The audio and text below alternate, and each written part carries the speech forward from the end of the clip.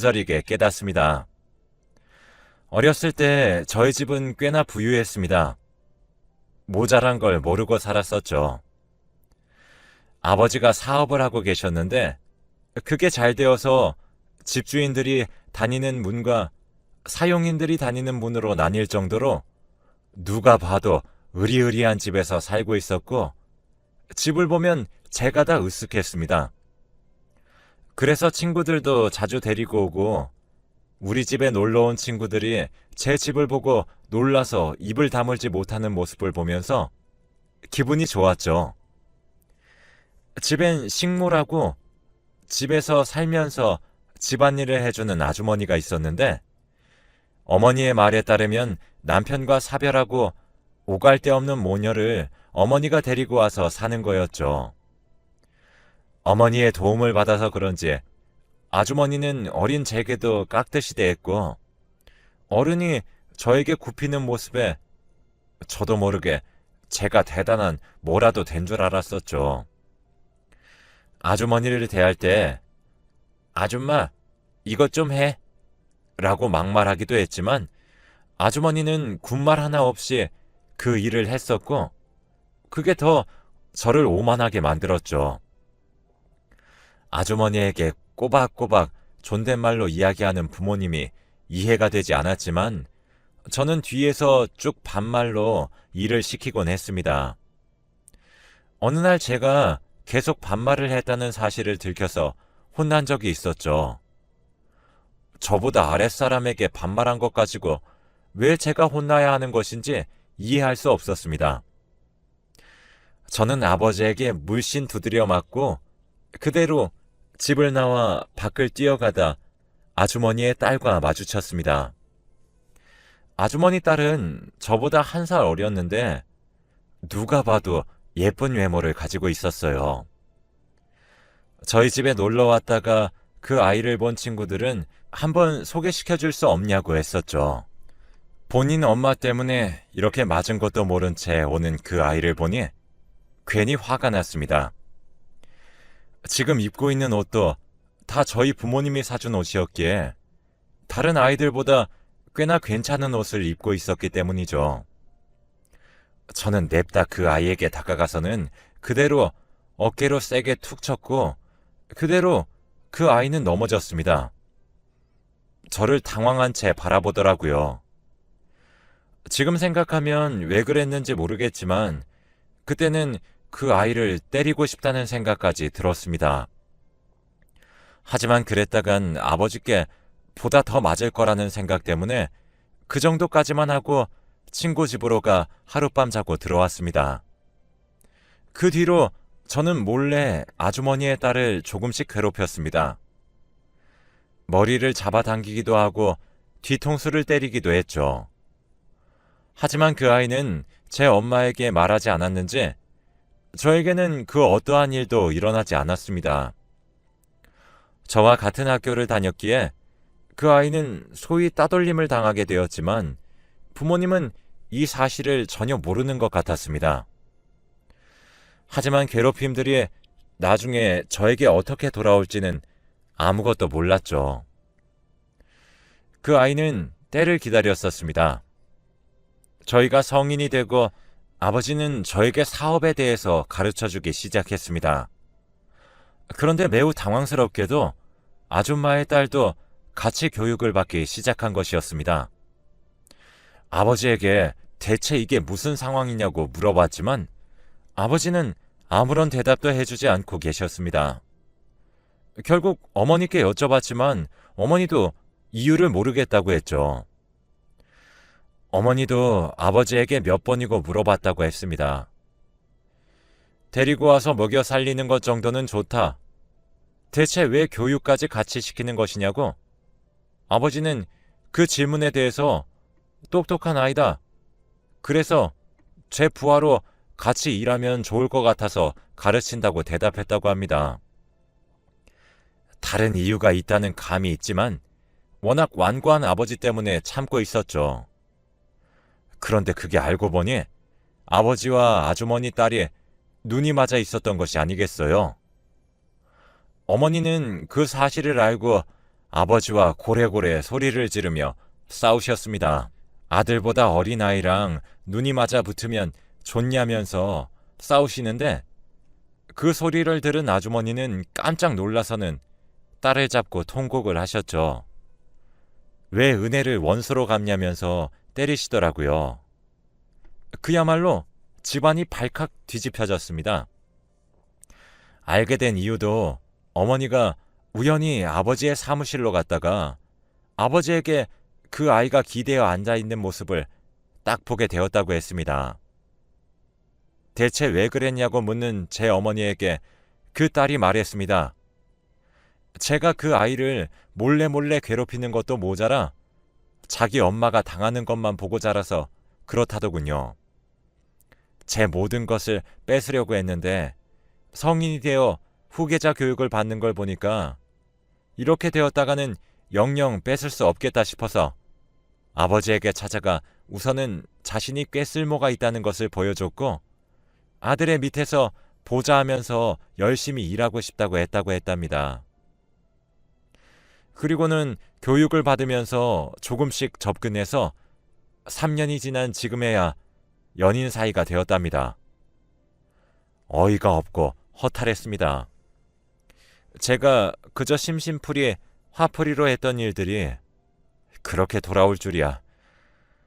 어머니는 제 딸버린 여자와 눈이 맞은 아버지를 용서할 수 없다고 했고 위자료를 듬뿍 받아서 이혼을 하게 되었습니다. 나중에 보니 그 회사의 사장은 그 딸이 되어 있더라고요. 저는 그렇게 한 회사의 후계자에서 평범한 남성이 되었습니다. 어머니와 둘이 살게 된 저는 낮엔 백반집이고 저녁에는 고기도 파는 식당을 함께 했습니다. 어머니의 음식 솜씨는 좋았지만 이렇게 수많은 양을 하신 적도 없고 오랜 시간 일을 해보신 적도 없었기 때문에 매우 힘들어 하셨습니다. 저도 일이라곤 해본 적이 없었기에 음식에 쓸 재료를 거래할 곳을 알아보는 것도 거절만 당하곤 했죠.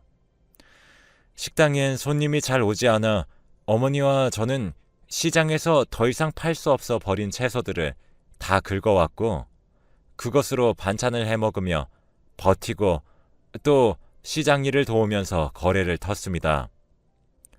몸이 붓고 배고픔 때문에 힘이 들어 그만두고 싶었지만 먹고 살아야 했기에 버티고 버텼고 일에 점점 익숙해질 무렵 저희 집은 입소문을 탔습니다.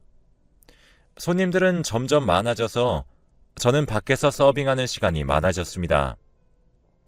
어머니께서 아버지 일로 트라우마가 생겼는지 젊은 여성을 보는 것을 힘들어했기 때문입니다. 길 가다 조금이라도 그 아주머니 딸과 닮은 여성을 보면 화를 주체를 못하시는 어머니 때문에 저희는 이른 새벽 식당 문을 열어야 했고 늦은 시간 문을 닫았습니다. 제가 아무 생각 없이 한 일이 이렇게까지 된다는 사실에 후회 막심했지만 그래도 먹고 사는 일이 너무 급했기 때문에 그 일은 점점 가슴속에서 잊혀지게 되었습니다. 어머니도 한 해, 두 해 시간이 흐르니 점점 정상적인 생활을 할 수 있게 되었고 저는 안정적이 되어가는 생활 속에 제 과거를 속죄하고자 봉사를 시작했습니다. 어머니께 허락을 받고 주 1회 주먹밥을 만들어 거지들에게 음식을 나누어 주는 것이었습니다.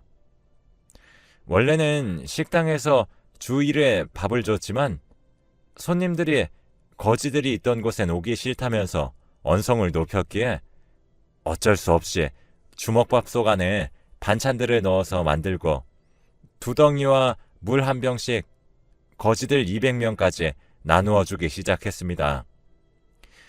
남을 도우면서 살다 보니 조금씩 제 마음도 더 평안을 찾고 있었어요. 어느 날 봉사활동 날 줄 뒤쪽에서 소란이 있어서 어머니께 배급을 부탁드리고 정리하기 위해서 그쪽으로 향했죠. 저희에게 오는 분들은 자주 오신 분들이 많아서 최대한 저희에게 피해를 주지 않으려고 줄도 딱 맞춰서 보행에 거슬리지 않게 해주기 때문에 이렇게 소란이 날 일이 무엇인지 궁금했습니다. 그렇게 소란이 일어난 곳으로 향한 순간 저는 머리를 야구방망이로 후려맞은 것만 같았습니다. 그곳에는 저희 아버지가 거지골을 하고 그곳에 줄 서 있던 다른 거지와 고래고래 언성을 높여 싸우고 있었습니다. 늘 꼿꼿하고 커다랗던 과거 모습과는 달리 아버지는 초라했고 말라 있었고 과묵했던 모습은 온데간데 사라지고 없었습니다. 저는 싸움을 말리고 아버지를 모시고 식당으로 들어왔습니다. 그곳에서 밥을 차려주고 나중에 이야기를 하자고 했고 밖으로 나가 어머니와 함께 배식을 다시 시작했습니다. 어머니는 아버지의 모습을 보아서 그런지 표정이 좋지 않았지만 오랜 시간이 지나서인지 이전처럼 갑자기 흥분해 화를 내거나 하진 않았죠. 끝까지 배식을 했고 끝난 후 저희는 아버지를 만나 이야기를 들어보았습니다. 아버지가 이렇게까지 된 건 갑자기 IMF가 터져 회사가 망했기 때문이라고 했습니다. 그럼 그 여자들은 어디 갔냐는 물음에 자기가 쫄딱 망하니 뒤도 안 돌아보고 남은 재산 싹 다 가져다가 튀었다고 하더라고요. 아버지 몰래 뒤로 회사 자금을 몰래 빼내고 있었더랍니다. 자기는 이제 갈 곳이 없었는데 무료로 밥을 준다는 소리를 듣고 와보니 저와 어머니가 있었다고 하더라고요. 인사를 하러 앞으로 가다가 새치기 하지 말라며 붙잡는 거지와 실랑이를 벌이게 된 거라고 하는 아버지의 모습이 참 작고 초라했습니다. 그러면서 이렇게 된 것도 인연인데 다시 한번 같이 살면 안 되겠냐고 말하는 아버지를 보며 거절했습니다. 20대의 젊은 여자와 바람난 아버지의 일 때문에 어머니가 얼마나 고생했는지 아시냐면서 이제야 정상처럼 살게 되었다고 그동안 연락 한번 하지 않더니 다 죽을 것 같을 때 우연히 만나서 한다는 말이 같이 살자고 하는 게 말이 되냐고 염치가 없냐고 물었죠. 그랬더니 아버지는 옛날처럼 제게 화를 내려고 하다가 그대로 몸에 힘을 쭉 빼고 웃었습니다. 자기가 갈 곳이 어디 있겠냐며 그래도 이젠 저희 모자 앞에서 얼굴은 안 보여주겠다고 하며 그대로 식당을 나서시더라고요. 어머니도 저도 아버지 배웅은 하지 않았습니다. 마주치니 조금 괴로웠지만 이제서야 과거를 완전히 끝내버린 기분이 들었습니다. 어머니도 저와 같은 기분을 느꼈는지 한결 마음이 편안해진 모습이었죠. 그런데 며칠 후 저희 식당으로 전화가 한 통 걸려왔습니다. 경찰이라는 소식에 바짝 긴장해 전화를 받으니 저희 아버지가 죽은 채로 발견이 됐는데 거기서 저희 식당 전화번호가 적힌 종이 한 장이 손에 꼭 쥐어져 있어서 전화를 했다는 말에 사망 원인을 물으니 자살이라고 했습니다. 가는 길까지도 저희에게 이렇게 상처를 주는 게 참 잔인하게 느껴졌어요. 그리고 저희에게 굳이 알리기 위해 전화번호를 남겨놓은 아버지의 모습이 사람이 이기적인 건 변하질 않는다는 생각이 들었습니다. 이건 마치 너희가 나를 받아주지 않아 죽는다고 말하는 것과 마찬가지 아니겠습니까? 하지만 아버지는 아버지라고 어머니는 제게 함께 아버지의 신원 파악을 해준 뒤 장례를 치르자고 했습니다. 그래도 인연이 있는데 마지막 가는 길은 보내야 하지 않겠냐는 어머니의 말씀에 저는 아버지의 장례를 치렀습니다. 그런데 장례식장에 생각도 못한 여성이 나타났습니다. 바로 아버지의 돈을 가지고 튄 아주머니의 딸이었습니다. 당당히와 상복을 입고 사진 앞에 앉아있는 모습이 참 어이가 없었습니다. 그래서 저는 그 여자에게 말했죠. 여기가 어디라고 오냐? 아버지를 빼앗아 갈 때는 언제고 아버지가 아무것도 아니게 되자 이번엔 아버지의 돈도 다 빼앗아서 가놓고는 또 뭐가 아쉬워서 이곳에서 앉아있냐고 하자 웃으면서 자기가 법적으론 아내로 되어 있기 때문에 경찰에서 본인에게 연락이 왔다고 합니다. 그러면서 자신도 사업을 하나 하려고 하는데 흠이 있으면 안 된다고 하더라고요. 그러면서 소식을 들은 과거 아버지와 함께 사업했던 다른 회사 사장님들을 하나하나 맞이하며 자신이 또 다른 회사를 차리겠노라 그때는 잘 부탁한다면서 인사를 하는 것이 아니겠습니까? 그 모습이 어이가 없고 화가 나서 제가 벌떡 일어나 그 여자에게로 향하자 오히려 그 여자는 인사를 마치고 저에게 다가왔습니다. 그러면서 상주를 위한 방으로 저를 데리고 들어가더라고요. 이게 대체 무슨 경우냐고. 아버지 뒤통수 칠 땐 언제고 아버지의 것들을 다 빼앗아 가려냐는 제 질문에 그 여자는 웃으면서 품 안에서 흰 봉투 하나를 꺼내서 저에게 주더라고요. 두툼한 양에 제가 이게 뭐냐고 물으니 돈이라면서 웃더군요. 돈이 필요한 거 아니냐면서 원하면 거기 들어간 돈만큼 더 줄 수 있다면서 보라고 했습니다. 그 안에 있는 돈은 정말 많은 돈이었습니다. 이 돈을 받고 그만큼 더 받으면 어머니와 앞으로 조용히 살 수 있을 정도의 금액이었죠. 돈을 보고 굳은 저를 보면서 여자가 말했습니다. 돈을 더 받고 싶으면 장례식장에서 그냥 조용히 있다가 조용히 끝내라고요. 저희 집이 어느 정도 둘이서 먹고 살만하긴 했지만 저도 이제 결혼할 나이라 결혼을 하려면 돈이 필요했어요. 나중에 아내에다가 아이까지 키우려면 지금보다는 더 돈이 필요했습니다. 그 생각까지 들자 차마 더는 말할 수 없더라고요.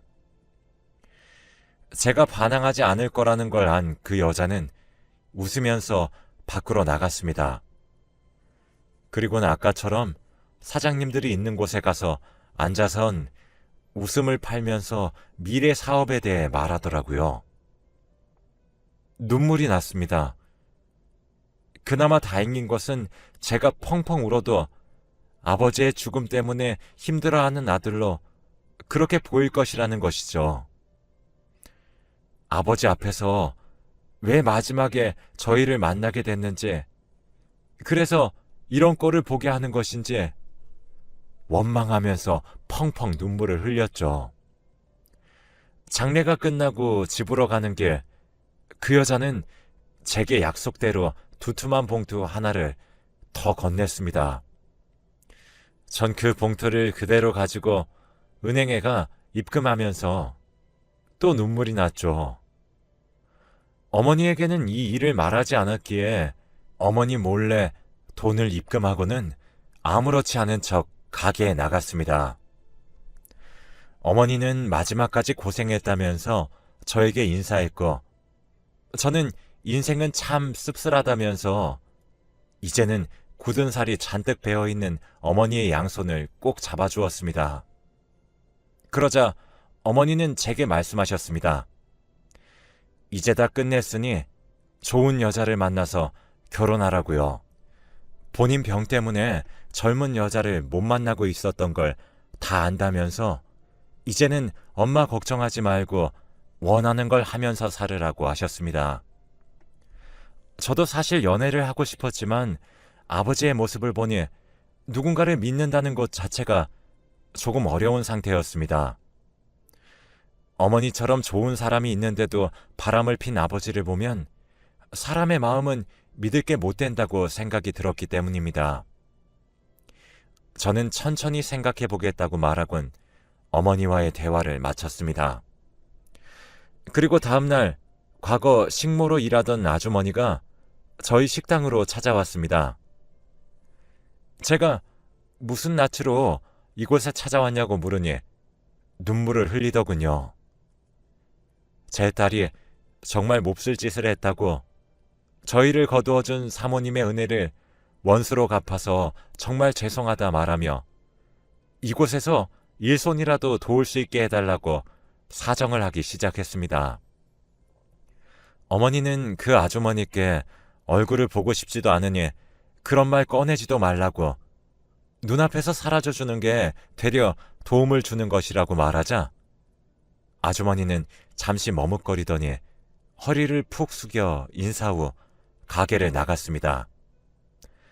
그리고 다음날 봉사활동을 하는 날이었는데 아무것도 적힌 게 없는 돈만 담긴 흰 봉투가 식당으로 왔죠. 전혀 모르는 식당 손님이 누군가 여기에 주라고 하더라며 전해주더군요. 그 봉투는 다음 주와 그 다음 주에도 어김없이 왔습니다. 봉투 안에 들어있는 돈의 양은 매번 달랐습니다. 10,000원이었다가 50,000원일 때까지 누구인지 알 것 같아서 이제 그만해도 된다고 말하려 했지만 이야기를 전할 방법이 없어 봉투 그대로 쓰지 않고 집안에 그냥 두기만 했죠. 왜 그렇게까지 하는진 모르겠지만 그냥 저희들을 신경 안 쓰고 아주 없는 사람 취급하며 살아주길 바랐습니다.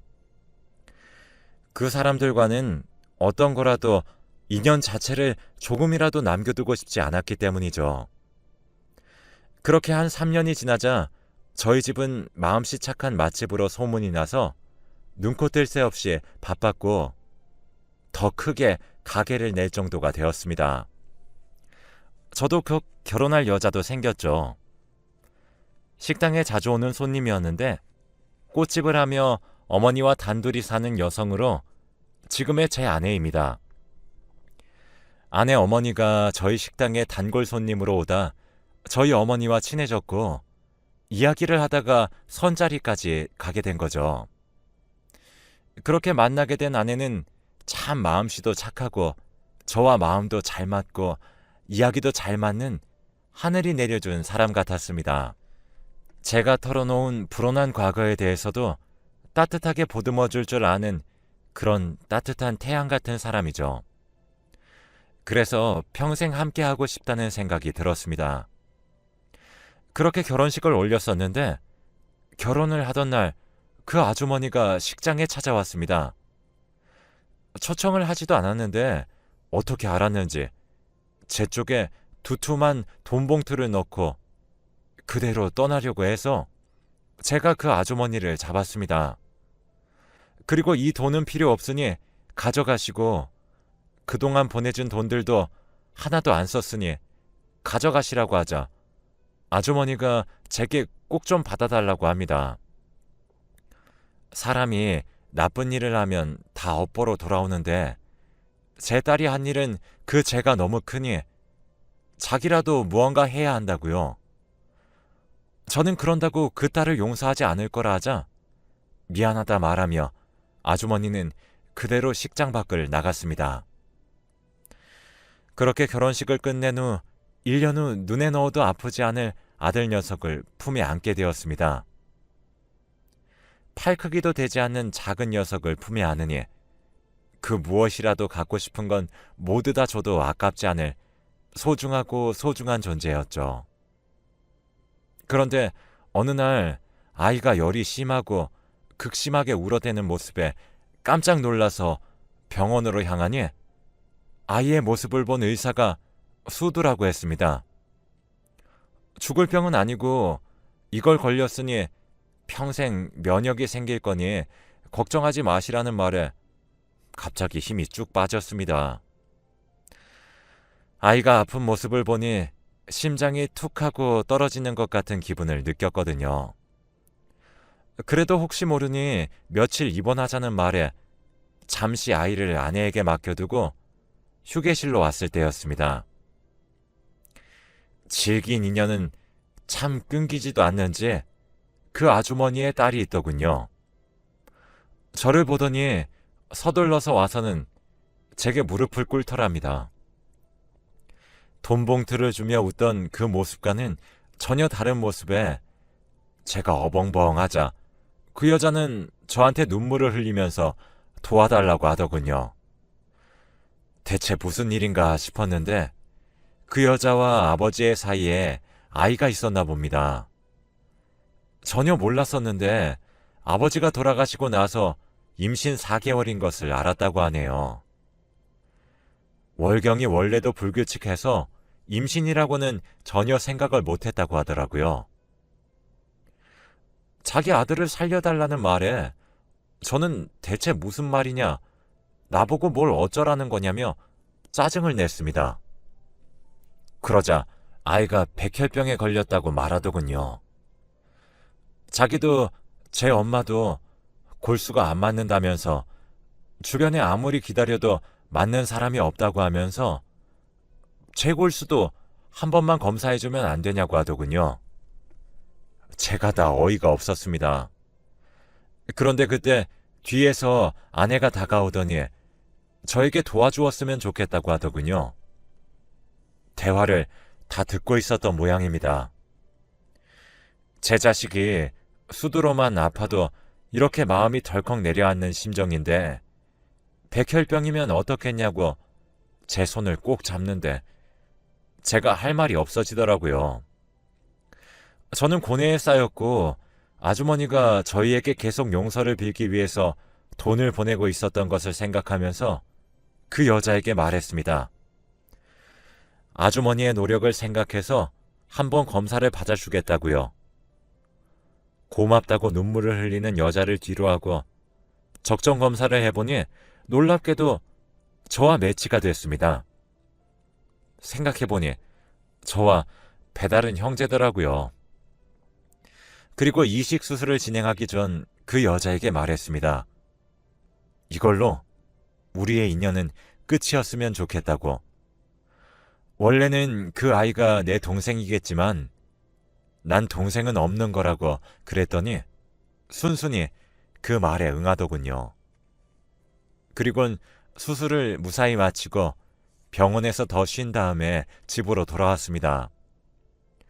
그리고 얼마 뒤 제게 웬 주식 양도증이 도착했습니다. 그 여자가 그래도 수완은 상당히 했는지 다 죽었던 아버지의 회사를 살려서 상장까지 시켰고 자기가 가지고 있던 주식의 많은 양을 저에게 양도했던 거였어요. 그래서 전 뜻하지 않게 그 회사의 대주주가 되었습니다. 아버지에게서 받지 못했던 그 회사에 제 입지가 생기게 된 것이죠.